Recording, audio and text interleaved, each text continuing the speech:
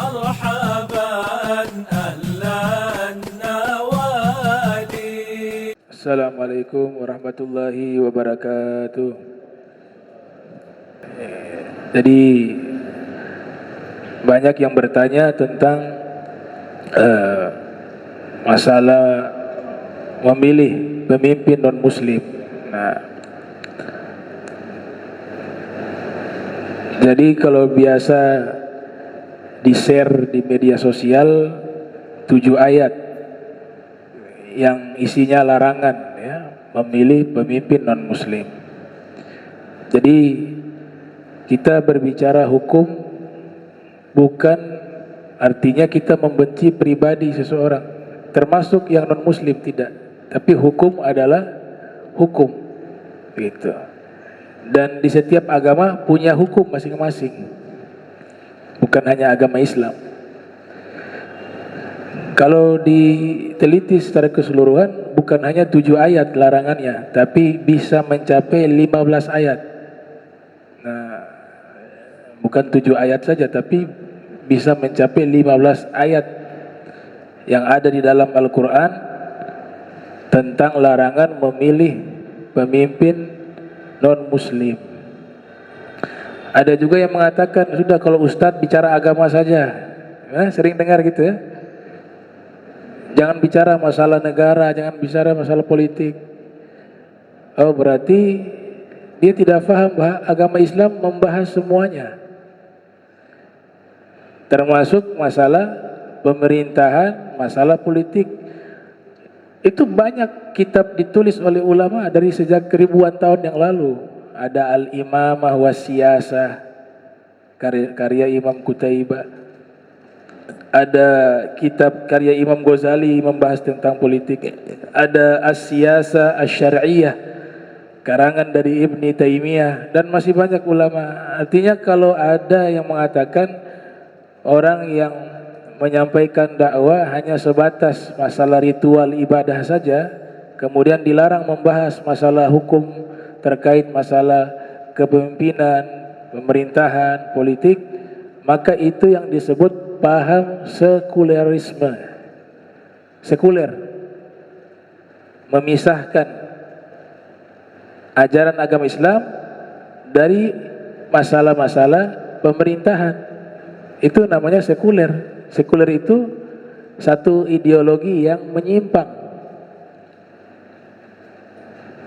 Dan itu pemahaman yang diterapkan di Turki di masa runtuhnya Daulah Utsmaniyah oleh Kamal Atatürk. Apa yang terjadi di Turki? Hancur Islam. Tujuannya menghancurkan Islam. Pemahaman ini tujuannya menghancurkan Islam. Namanya sekularisme. Jadi bukan hanya 7 ayat, tapi kalau digali lebih jauh 15 ayat melarang tentang memilih pemimpin non-muslim di wilayah mayoritas Islam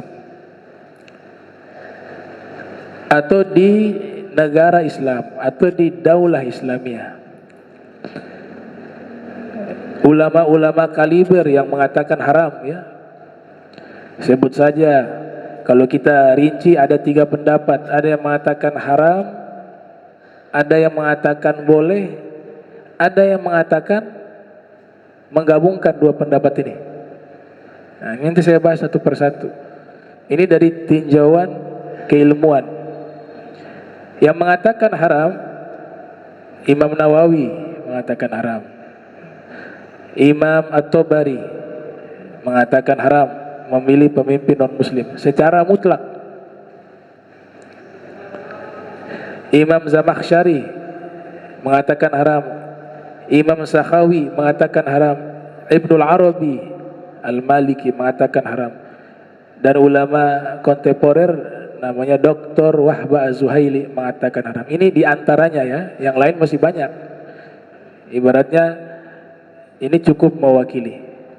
Kalau kita perhatikan kebanyakan ulama-ulama generasi pertengahan ke bawah, salaf, khalaf, mutakhirin, Dr. Wahbah Zuhaili yang hidup di masa kita. Dan masih banyak ulama lainnya yang mengatakan haram. Bahkan kalau kita merujuk ke fatwa lama Nahdlatul Ulama, fatwa aslinya itu haram. Muhammadiyah juga mengharamkan. MUI yang terbaru ini dapat info yang sudah berani mengeluarkan fatwa keharaman memilih pemimpin non muslim bagi umat Islam itu baru-baru ini dari MUI Jawa Barat.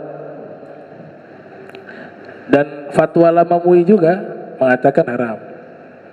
Nah, ini pendapat pertama. Pendapat kedua mengatakan boleh memilih pemimpin non muslim. Itu pendapat Syekh Muhammad Abduh dan Syekh Rashid Ridho. Nah, kedua ulama ini kan bukan jadi rujukan hukum dari sejak dulu. Ini dari Mesir. Kondisi pada waktu itu, beliau ini di masa Prancis menjajah Mesir.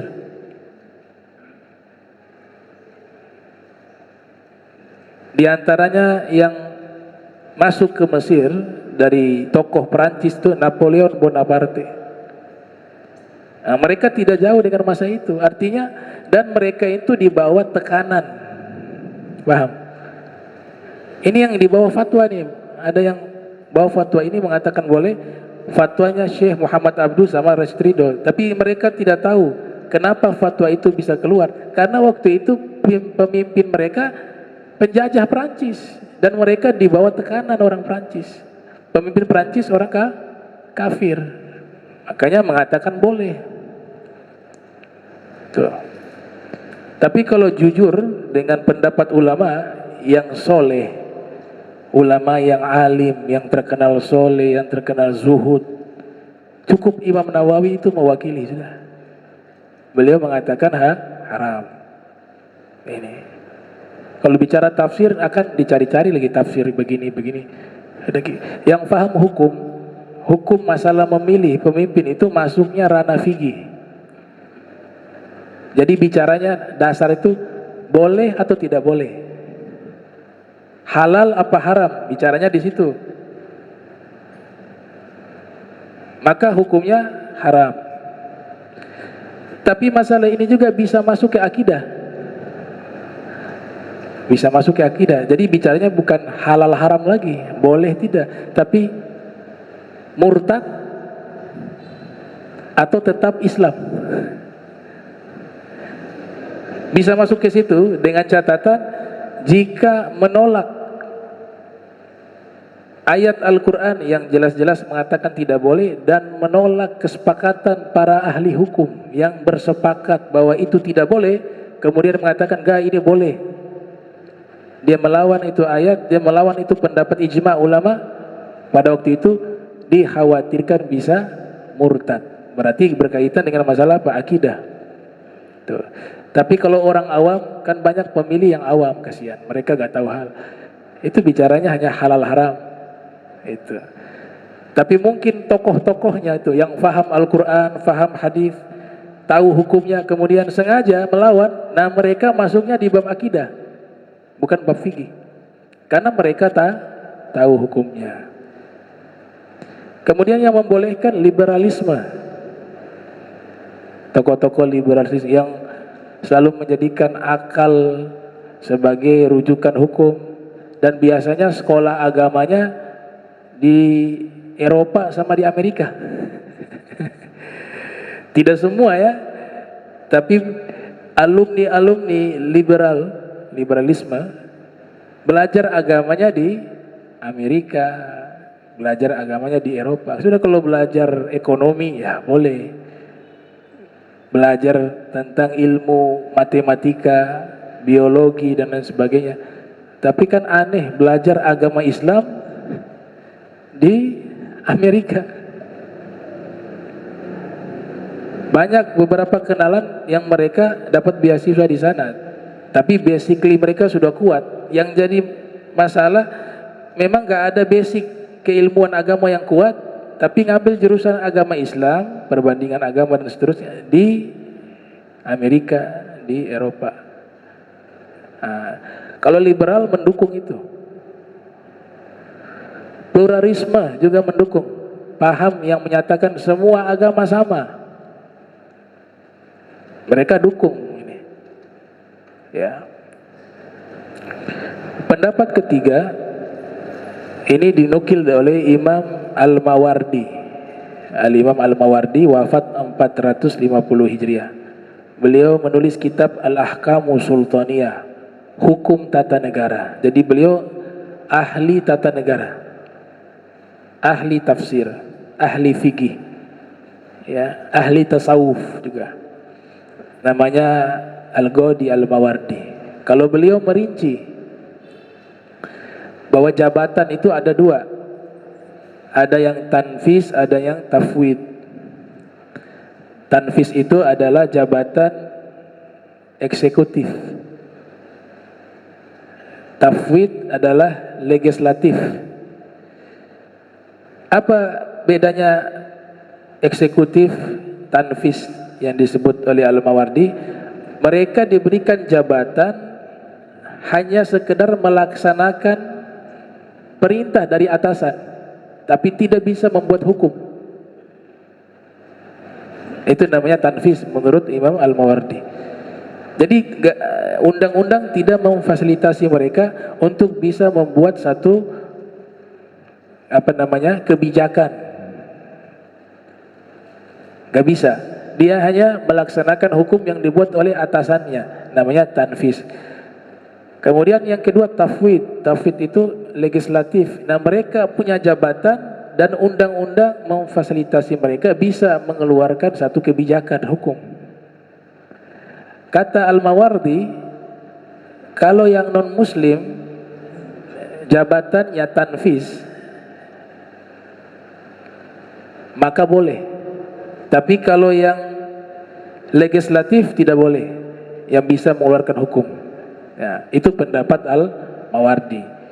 Nah, di sini beberapa ulama coba menyimpulkan, termasuk dari kalau yang kami belajar ke guru-guru kami, yang mereka ikut pendapat pertama, haram di wilayah mayoritas muslim. Kalau di wilayah yang mayoritasnya non muslim, atau bisa dikatakan lebih banyak non muslim, maka itu tidak mengapa.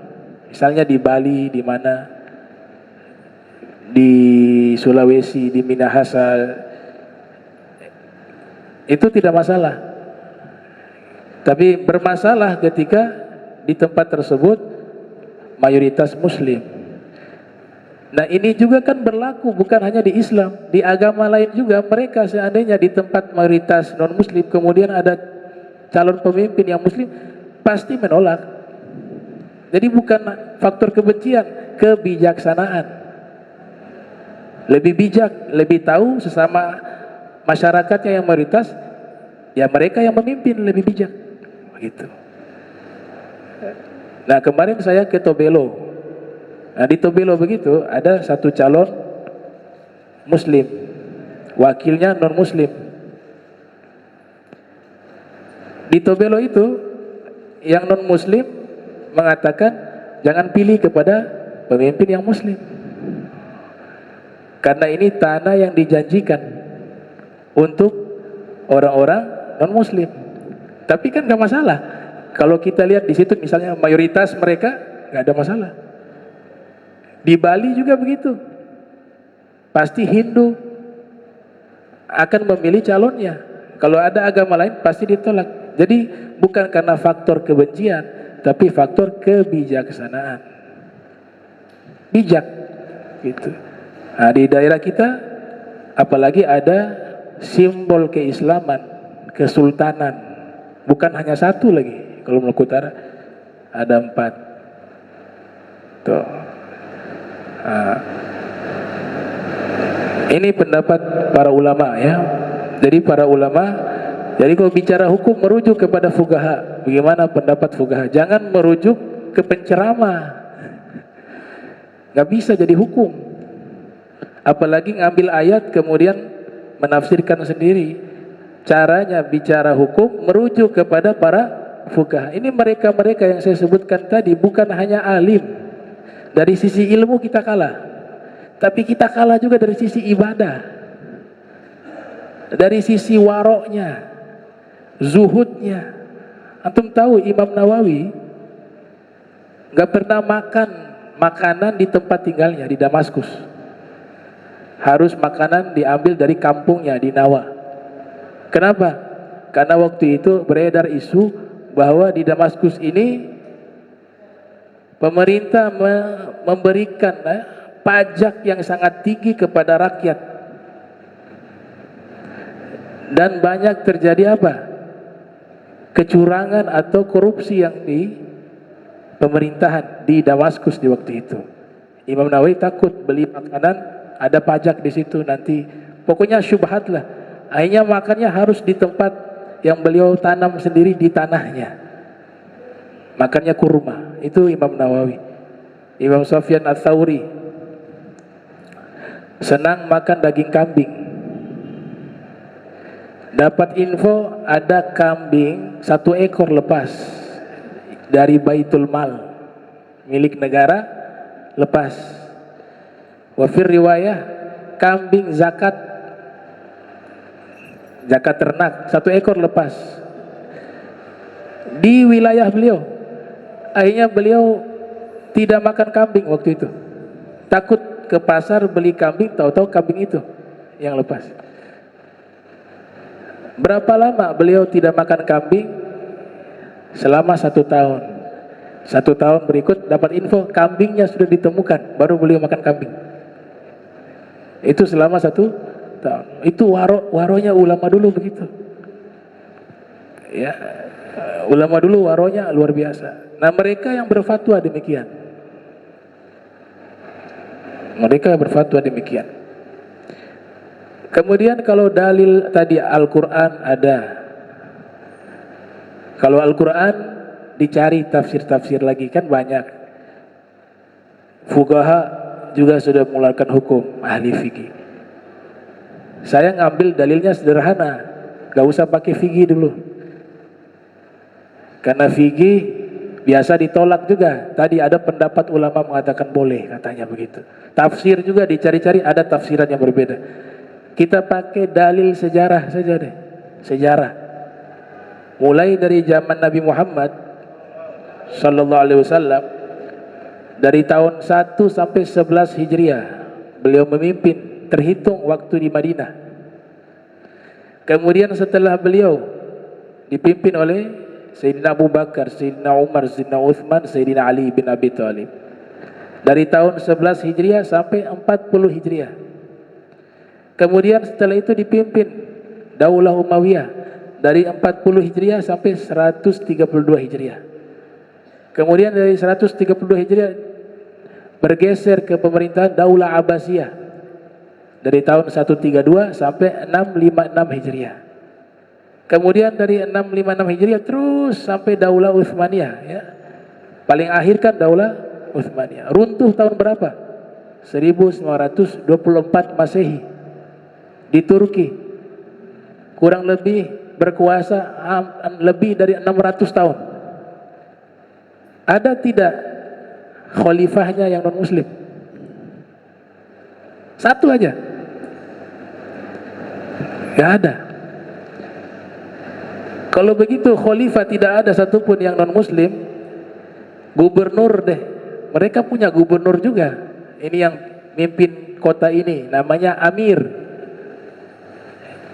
Kota ini dipimpin oleh fulan, ini fulan. Ya, Sayyidina Ali punya gubernur ngurus Mesir, Al-Athar, ya. Kemudian juga Sayyidina Umar punya gubernur. Semua amir-amir juga, gak ada satupun amir yang non muslim. Semua gubernurnya muslim. Tapi kalau dokter ada yang Nasrani, dokter pribadi khalifah, yaitu Harun ar-Rasyid. Dokternya Nasrani, bahkan namanya Ibnu Juljul, ya, dalam kitabnya Tabaqatul Atibba menjelaskan, namanya Gergius kalau tidak salah, dengan ada anaknya itu dokter pribadinya Khalifah Harun ar-Rasyid. Saking dihormati oleh Harun ar-Rasyid, kalau mau makan harus ada dokter itu dulu duduk bersama baru beliau makan. Tapi tidak ada jabatan yang dikasih, Artinya di sini Islam tidak membenci orang Nasrani, buktinya ada yang dokter. Tapi ketika bicara jabatan ada aturan. Dan ini anaknya, cucunya itu banyak menjadi dokter pribadi dari Khalifah Daulah Abbasiyah, termasuk Khalifah Ma'mun itu. Itu bisa dirujuk dalam kitab Tabaqatul Atibba karya Ibnu Juljul Al-Andalusi. Nah, jadi gak ada itu dalam sejarah. Kalau ada yang mau bantah, coba sebutkan satu nama seorang gubernur di masa khilafah al-Islamiyah yang mereka non muslim. Gak ada. Nah, nanti dibantah lagi, itu kan negara Islam waktu itu. Kita Indonesia kan bukan negara Islam. Betul, kita bukan negara Islam, tapi Indonesia penduduknya penganut agama Islam terbesar. Tidak mungkin hukum Islam itu kami kesampingkan dan negara memfasilitasi adanya hukum Islam. Buktinya ada kantor agama, ada MUI, ada organisasi Islam NU, ada Muhammadiyah, ada Al-Irsyad, ada lembaga pendidikan, pondok pesantren yang jumlahnya entah berapa banyak, ada madrasah. Terus dikemanakan ini? Ya tentu hukum Islam itu diwajibkan kepada orang Islam, bukan kepada yang non muslim. Mau dia negara bentuknya demokrasi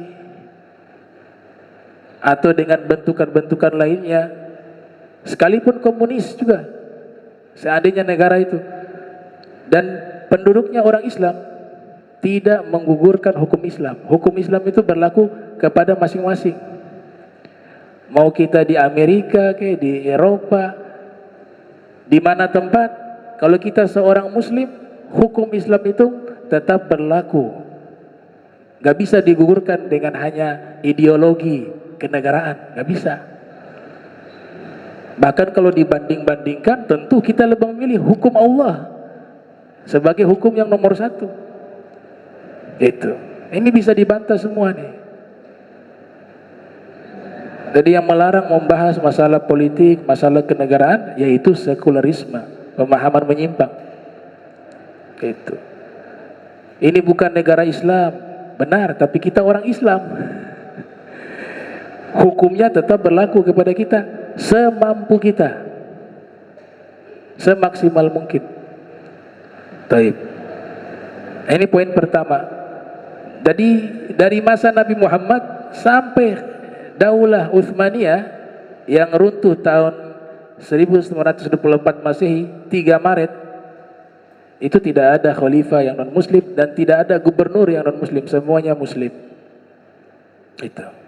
Jadi fuqaha juga jelas menyatakan haram, sejarah juga menyatakan demikian, ayat Al-Quran juga ada, hadis Nabi juga ada yang selalu berbicara tentang kepemimpinan. Di situ pasti syarat mutlaknya adalah muslim, karena praktik Nabi menunjukkan hal itu. Masalah yang kedua,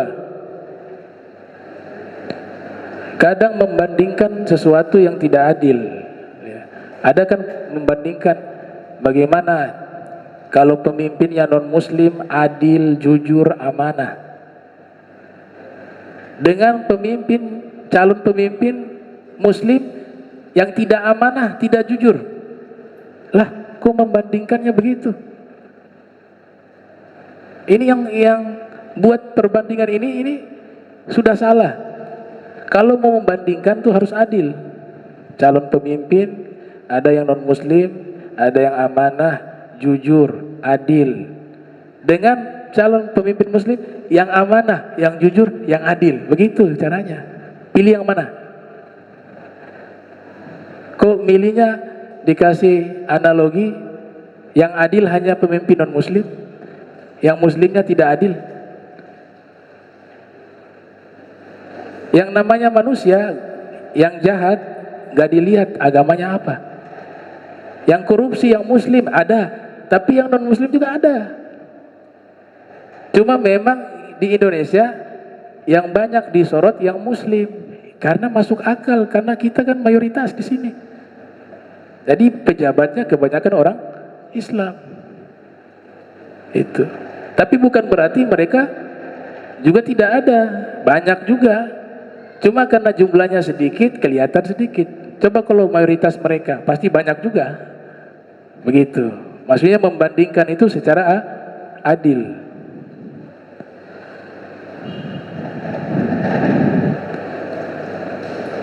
Kemudian yang berikut, syarat pemimpin. Nah, ini kalau di dalam kitab Al-Ahkam As-Sultaniyah jelas tuh. Ya, yang pertama itu pemimpinnya adil, berikut syarat-syarat yang menyeluruh. Yang kedua, memiliki pengetahuan yang membuatnya mampu beristihad di dalam berbagai kasus dan hukum. Tiga, memiliki panca indera yang sehat, baik telinga, mata maupun mulut, sehingga ia dapat secara langsung menangani persoalan yang diketahuinya. Jadi saya terjemahkan saja. Dari bahasa Arab saya terjemahkan ke bahasa Indonesia. Ini keterangan ada dalam kitab Al-Ahkam Sultaniyah. Syarat keempat, memiliki organ tubuh yang sehat dan terhindar dari cacat yang dapat menghalangi dari menjalankan tugas dengan baik dan cepat. 5. Memiliki gagasan yang membuatnya mampu memimpin rakyat dan mengurusi berbagai kepentingan. 6. Memiliki keberanian dan sifat kesatria yang membuatnya mampu melindungi negara dan melawan musuh. Jadi ini kriteria pemimpin dalam pandangan Al-Imam Al-Ghadi Al-Mawardi. Kemudian calon pemimpin muslim harus berpegang teguh dengan hukum syariat, norma dan adab dan akhlak yang mulia di dalam setiap keadaan. Mau kampanye dan apa, hukum-hukum Islam tetap diterapkan. Ini keterangan disebutkan oleh Al-Imam Al-Mawardi.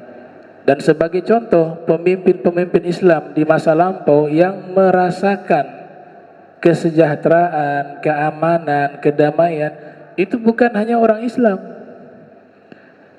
Zaman dulu kekuasaan Islam itu luas, bahkan sampai ke Andalus, Spanyol. Kalau sekarang itu ada komunitas non Muslim di situ. Mereka hidup dengan damai, dengan tentram. Bahkan mereka lebih senang jika mereka itu hidup di wilayah kekuasaan kaum muslimin. Muhammad Al-Fatih ketika membebaskan Konstantinopel, waktu itu di tempat tersebut banyak gereja. Di situ banyak orang non-muslim, orang Nasrani. Beliau datang, kemudian beliau kumpulkan orang-orang Nasrani. Beliau katakan, kalian ibadah di tempat ibadah kalian tetap, saya tidak akan ganggu. Silakan kalian laksanakan agama kalian. Tapi sekarang kalian sudah masuk di wilayah Islam. Saya punya kewajiban menjaga kalian sebagaimana saya menjaga kaum muslimin. Gitu. Kewajiban kalian hanya satu. Kalian bayar jizyah namanya. Jizyah. Jizyah itu dalam kajian ilmu fikih lebih kecil dari zakat. Zakat 2,5%. Jizyah di bawah itu. Kenapa orang-orang non-muslim yang hidup di wilayah kekuasaan negara Islam wajib bayar jizyah agar menerapkan hukum yang adil? Yang pertama, kenapa? Karena orang Islam yang mampu, yang punya harta nisab sampai haulnya dan nisabnya, mereka kan setiap tahun wajib keluar 2,5%. Maka yang non muslim juga bayar 1%. Karena non muslim tidak keluar zakat. Nanti uang ini kembali lagi untuk maslahat rakyat, kaum fukara wal masakin. Itu. Dan itu juga sebagai uang keamanan. Karena keamanan mereka dijaga oleh negara Islam. Itu yang berlaku, itu jizyah. Kalau sistem perpajakan Dalam Islam tidak mengenal perpajakan, yang kenal jizyah. Jizyah itu pajak bagi mereka. Pajak mau naik ya? Iya. Pajak mau naik. Iya. 12%. Jadi pajak dalam Islam namanya jizyah. Karena orang Islam sudah ada kewajiban zakat, dibebankan pajak lagi, para fuqaha mengatakan itu membebankan. Bahkan dalam fatwa yang tegas bisa sampai ke haram. Iya, namanya makasun orangnya.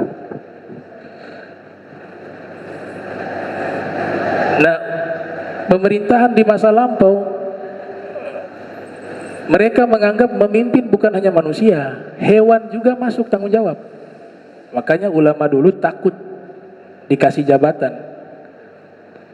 Sayyidina Umar bin Khattab ketika menjadi khalifah, beliau kan tinggalnya di Madinah, ibu kotanya di Madinah, tapi wilayah kekuasaannya sampai ke wilayah Irak di masa itu.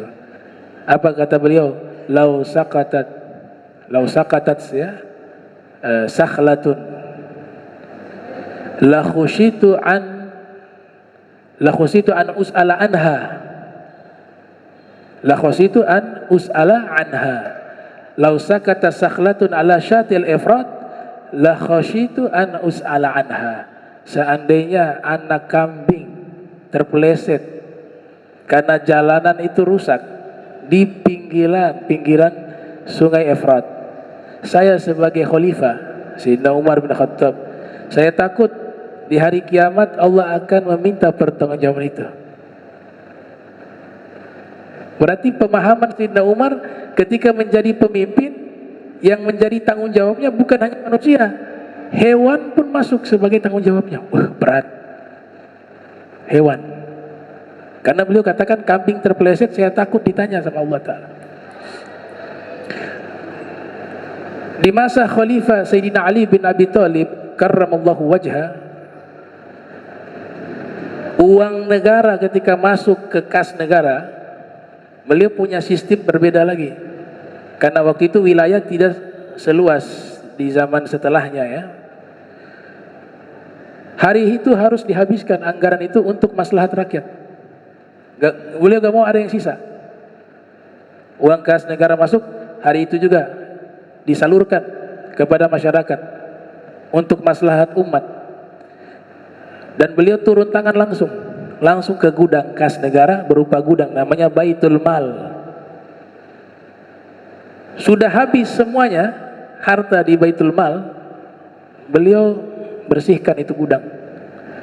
Kemudian beliau setelah bersihkan, beliau sholat di dalam Baitul Mal itu, di gudang itu. Setelah sholat, habis itu beliau salam, beliau mengatakan, ya Allah, saksikanlah, ini uang negara satupun tidak ada yang tersisa, dan tidak ada yang masuk secara pribadi kepada saya 1 sen pun. Semuanya sudah dihabiskan untuk rakyat. Persaksikan ya Allah. Begitu Sayyidina Ali. Dihabiskan semua. Dan gak dapat gaji. Lah semua dikasih habis. Beliau mau gaji apa lagi? Beliau sudah talak dunia, talak 3. Ya dunia qad talaqtuki thalathan la raj'ata fiha. Wahai dunia, saya telah menceraikan kamu talak 3, kata Imam Ali. Gak ada rujuk lagi selama-lamanya. Jadi uang pribadi beliau, gaji beliau juga dibagikan semua habis. Dan itu dilakukan setiap ada uang di Baitul Mal, beliau habiskan itu untuk maslahat. Salat 2 rakaat, kemudian berdoa, ya Allah saksikanlah, tidak ada yang tersisa dari uang negara. Semuanya saya bagikan kepada umat untuk maslahat umat. Itu. Ada ulama di Rembang, namanya Kiai Haji Gus Koyum. Gus Koyum. Itu beliau pernah ditanya ciri-ciri pemimpin Islam di masa lampau yang adil, yang amanah, itu seperti apa? Kami ingin ikut pemimpin-pemimpin Islam yang di masa lampau. Kata Gus Koyum, berat, nggak bisa ikut, susah. Satu saja saya kasih contoh. Pemimpin-pemimpin Islam yang adil, yang jujur di masa lampau, kalau menjabat rekeningnya berkurang. Yang tadinya dia pengusaha,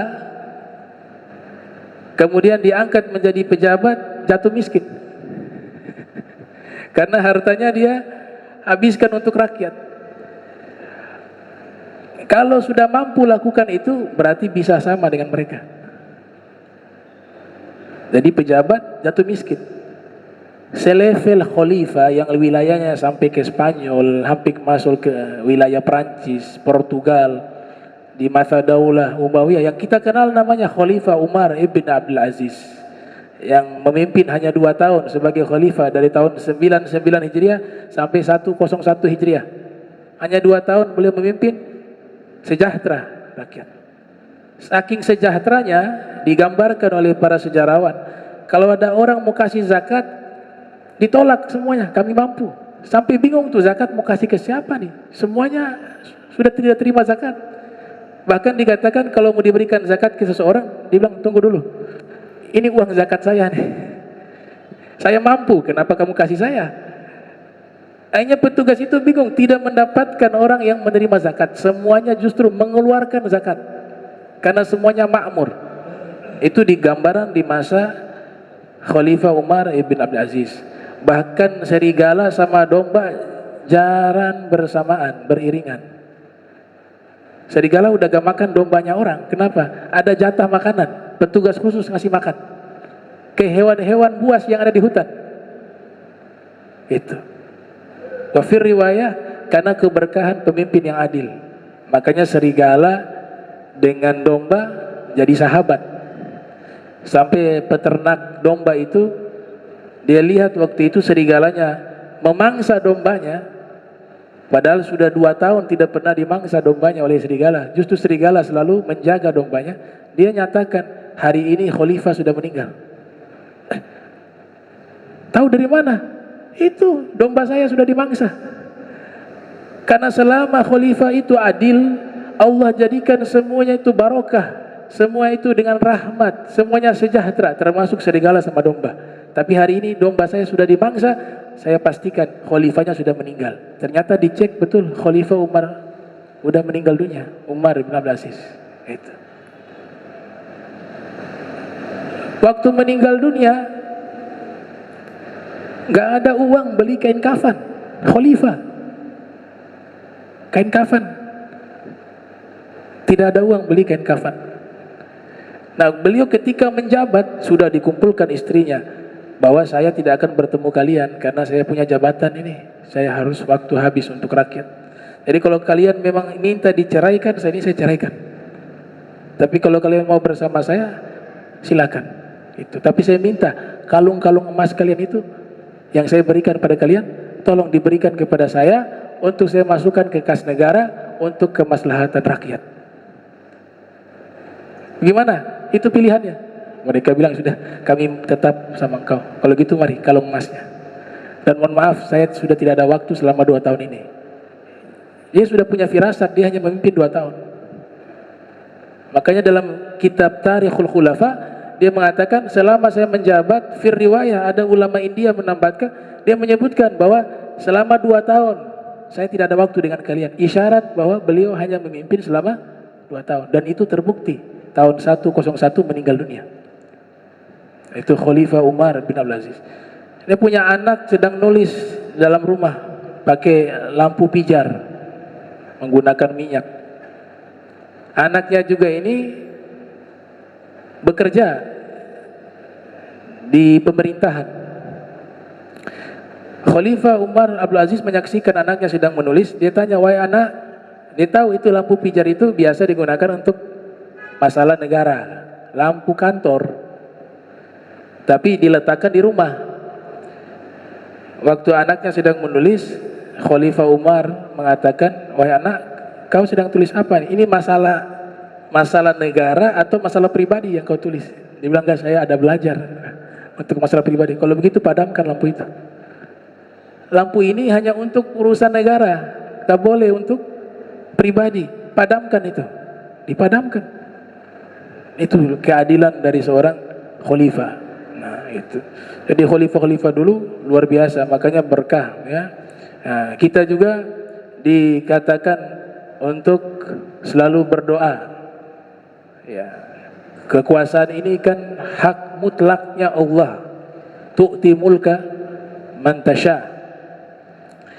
Maka Fudail bin Iyad mengatakan, "Lau kana li da'watun mustajabah." Kalau aku punya satu doa yang mustajab, aku akan gunakan itu untuk mendoakan pemimpin yang adil. Kata beliau, "La saraftuha ila imamin adil." Nah, kita juga meminta kepada Allah Ta'ala diberikan pemimpin yang adil. Dan kita juga muhasabah diri. Karena ada riwayat mengatakan pemimpin yang Allah kirimkan sesuai keadaan rakyatnya. Rakyatnya berantakan, ya pemimpinnya berantakan yang dikirim.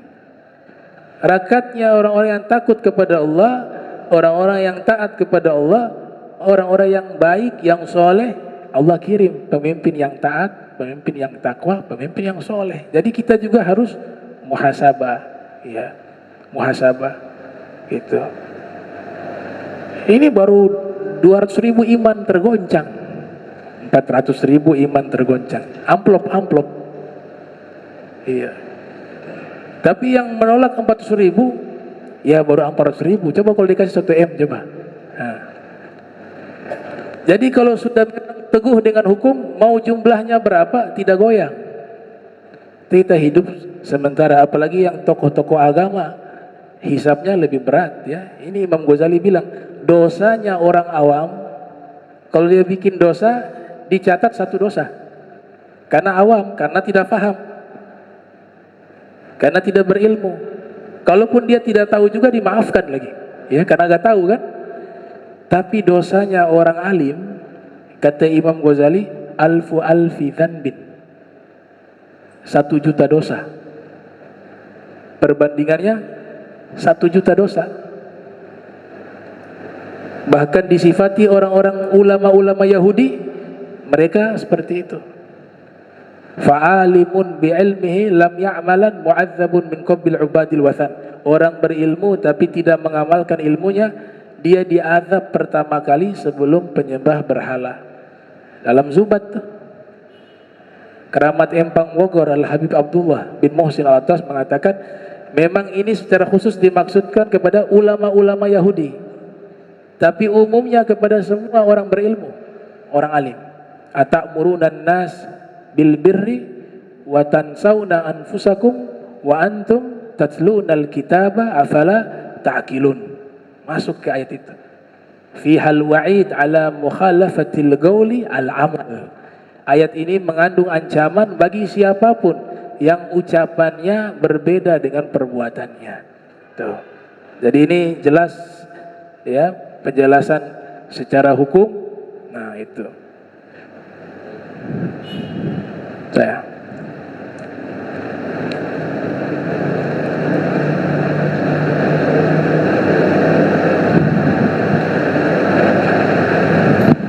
Maaf, Man.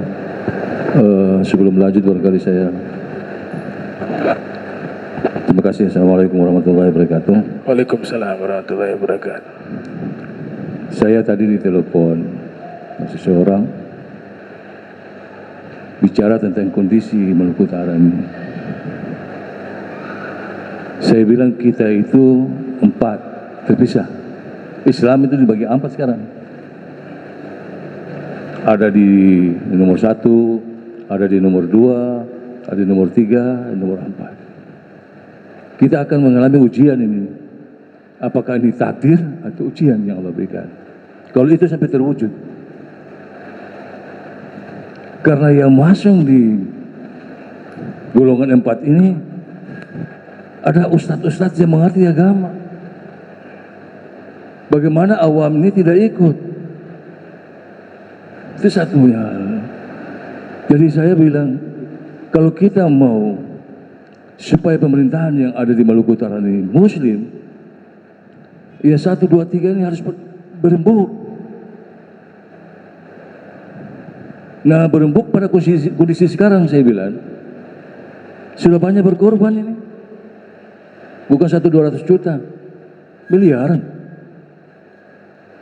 Maunya mereka berkorban untuk menandingi satu ini. Kita akan malu. Mau dibilang jalib. Kita doakan mudah-mudahan pimpinan kita nanti tetap muslim. Kita harapkan ini. Tapi saya berpikir ini terjadi. Saya bilang sama orang itu, bagaimana Pip ini? Ya ini kondisi sudah mau final ini, lagi 2 hari 3 hari ini. Saya harus berpikir sebelumnya. Mereka bertiga yang muslim ini harus berpikir untuk lawan satu. Kalau tidak selesai, saya bilang. Jadi itu barangkali yang saya bilang, ini ujian buat kita. Atau yang tadi antum bilang bahwa ini sudah takdir Allah. Barangkali ini banyak yang salah. Diuji kita ini. Kalau kita semua beriman, Allah kasih yang terbaik buat kita. Tapi di antara kita ini banyak yang kurang. Ya di antaranya ustaz-ustaz lari ke sana. Ini yang membuat kita juga gelisah. Karena awam semua lari. Oh ini yang mengerti agama saja ke sana. Kok kita ini itu bukan mencetak fulus ini. Tidak agama ini. Itu yang saya sampaikan tadi. Kita semua berdoa mudah-mudahan pemimpinan yang akan datang tetap kita. Kalau tidak, kita diuji dan kita malu besar. Malu. Saya beberapa hari ini saya renungkan itu. Ternyata ada yang telepon saya tadi. Dari jalan keluar. Saya bilang saat cuma 3 orang saja yang berembuk ini. Kalau mau dulu bersama nih, kita pikirkan ini, tinggal 2 hari ini. Mau mengalah nggak? Saya bilang susah ini mau mengalah. Sudah ratusan miliar, puluhan miliar keluar ini. Dan mungkin tim sukses juga tidak mau. Itu ya berkali. Jadi kalau ini sampai terjadi, ya Allah kita malu. Maluku Utara ini kesultanan saja tidak gimana? 4 kesultanan ini harus sama. Kalau saya pribadi harus sama, bersatu. Oh, ini satu-satu. Waduh. Jadi kita benar-benar diuji ini.